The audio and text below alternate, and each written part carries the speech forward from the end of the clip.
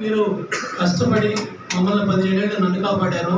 రేపు 5 సంవత్సరాలు ఇతను ఇక్కడ శాసనసభ్యుడిగా పనిచేస్తాడు. అందరం కూడా కలిసి మీ గౌరవాలు కానీ, మీ పట్ట కష్టాన్ని కానీ, మీ ఇబ్బందులు కానీ అధిగమిస్తాం.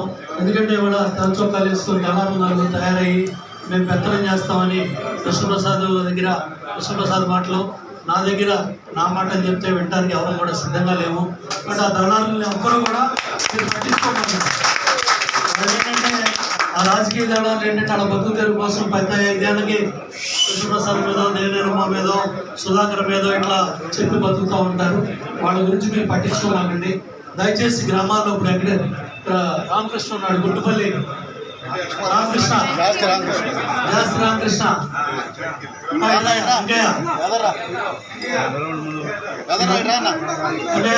రామకృష్ణ ఏంటంటే సార్ ఇదంతా కూడా వీళ్ళందరూ ఏంటంటే నిబద్ధతతో శ్యామ్ ఉన్నాడు, ప్రసాద్ ఉన్నాడు, వీళ్ళంతా ఎక్కడ ఉన్నాడు, సో వీళ్ళంతా ఏంటంటే వాళ్ళ తండ్రి గురించి నరసింహరావు గురించి కూడా తెలుసు. వాళ్ళ విగ్రహాన్ని కూడా గుండుపల్లిలో నరసింహ అన్నదమ్ములాగా ఎన్నో పడ్డ కార్యకర్తల మనోభావాలు కానీ, కష్టాలు కానీ, మీరు పడ్డ తిట్లు కానీ, మీ మీద పడ్డ కష్టాలు కానీ, దయచేసి ప్రసాద్ కూడా మన మీద కేసులు పెట్టిన వాళ్ళు కానీ, పెత్తనాలు చేసిన గుమస్తాలు కానీ వాళ్ళందరినీ కూడా పక్కన పెట్టేస్తాడు, మీకు గౌరవిస్తాడు.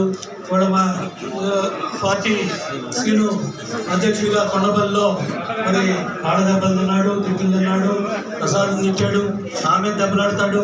అయినా సరే పార్టీ జెండా పుచ్చుకొని ఎవరో ఇక్కడే లాయర్ శ్రీనివాసరావు ఉన్నాడు. వీళ్ళంతా ఏంటంటే గవర్నమెంట్ పేడ చేశారు. గవర్నమెంట్ రాగానే తప్పకుండా అవన్నీ చంద్రబాబు నాయుడు గారు, లోకేష్ బాబు అవన్నీ కూడా బాధ్యత తీసుకుంటారు, మేము కూడా బాధ్యత తీసుకుంటాం. కాబట్టి ఇక కేసుల గురించి, ఈ రాళ్ళదెబ్బలు ఇవన్నీ కూడా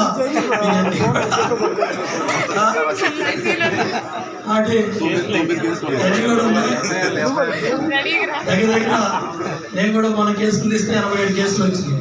కాబట్టి ఇవన్నీ వస్తాయి. అటు కేసులు ఇవన్నీ కూడా తప్పకుండా ఆ కేసుల విషయంలో కానీ, మీ భద్రత విషయంలో కానీ, మీ భవిష్యత్తు విషయంలో కానీ మీ ఇద్దరం కూడా బాధ్యత తీసుకుంటాం.